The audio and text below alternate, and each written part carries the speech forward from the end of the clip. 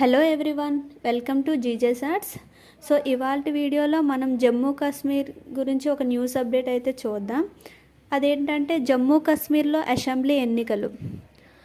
జమ్మూ కాశ్మీర్తో పాటుగా హర్యానా రాష్ట్రాలకు అసెంబ్లీ ఎన్నికలకు షెడ్యూల్ ప్రకటించారు. సో ఆ షెడ్యూల్ అయితే విడుదలైంది. ఆర్టికల్ 370 రద్దు తర్వాత మొదటిసారిగా జమ్మూ కాశ్మీర్లో పలు దశల్లో ఎన్నికలు జరగనున్నాయి. అలాగే కాశ్మీర్లో ఎన్నికలకు అన్ని ఏర్పాట్లు చేశామని, అలాగే అన్ని పార్టీల యొక్క అభిప్రాయాలు తీసుకున్నామని ఎలక్షన్ కమిషన్ రాజీవ్ కుమార్ గారు తెలిపారు. అయితే జమ్మూ కాశ్మీర్లో మొత్తం 90 నియోజకవర్గాల్లో ఎన్నికలు నిర్వహిస్తున్నారు. 3 దశల్లో ఎన్నికలు జరగనున్నాయి.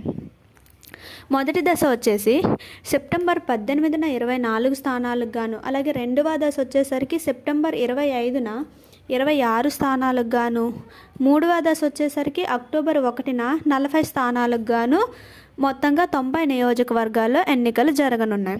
ఫలితాలు వచ్చేసరికి అక్టోబర్ 4న విడుదల కానున్నాయి. అలాగే హర్యానాని చూసుకున్నట్లయితే హర్యానాలో కూడా మొత్తం 90 అసెంబ్లీ స్థానాలకు గాను ఎలక్షన్ జరగనున్నాయి. అలాగే పోలింగ్ వచ్చేసరికి అక్టోబర్ 1న జరగనుంది. ఫలితాలు అక్టోబర్ 4న విడుదల కానున్నట్లుగా ప్రకటించారనమాట.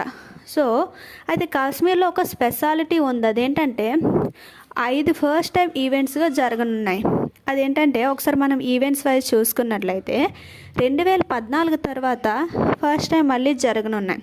అలాగే సెకండ్ వన్ చూసుకున్నట్లయితే కేంద్రపాలిత ప్రాంతంగా ఎన్నికలకు ఫస్ట్ టైం కాశ్మీర్లో ఇది.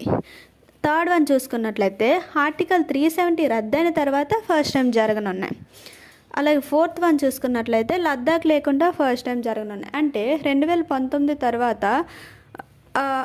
రెండు కేంద్రపాలిత ప్రాంతాలుగా వేరైన తర్వాత కాశ్మీర్ లద్దాఖ్ వేరైన తర్వాత ఇప్పుడు లద్దాఖ్ లేకుండా మొదటిసారిగా జరగనున్నాయి. అలాగే ఫిఫ్త్ వన్ చూసుకున్నట్లయితే డీలిమిటేషన్ తర్వాత మొదటిసారిగా జరగనున్నాయి. 2022లో డీలిమిటేషన్ పూర్తయిన తర్వాత మొన్న లోక్సభలో ఎన్నికలు జరిగాయి. అయితే అసెంబ్లీ స్థానాలు జరిగిన డీలిమిటేషన్తో 87 స్థానాలు కాస్త 90 స్థానాలు అయ్యాయి. సో ఈ ప్రక్రియ తర్వాత మళ్ళీ మొదటిసారిగా ఎన్నికలు జరగనున్నాయి. This is about today video. అయితే నెక్స్ట్ వీడియోతో మళ్ళీ కలుద్దాం. ఎవరైతే మన ఛానల్ని ఫస్ట్ టైం చూస్తున్నారో సబ్స్క్రైబ్ చేసుకోండి. అలాగే పక్కనే ఉన్న బెల్ ఐకాన్ క్లిక్ చేసుకోండి.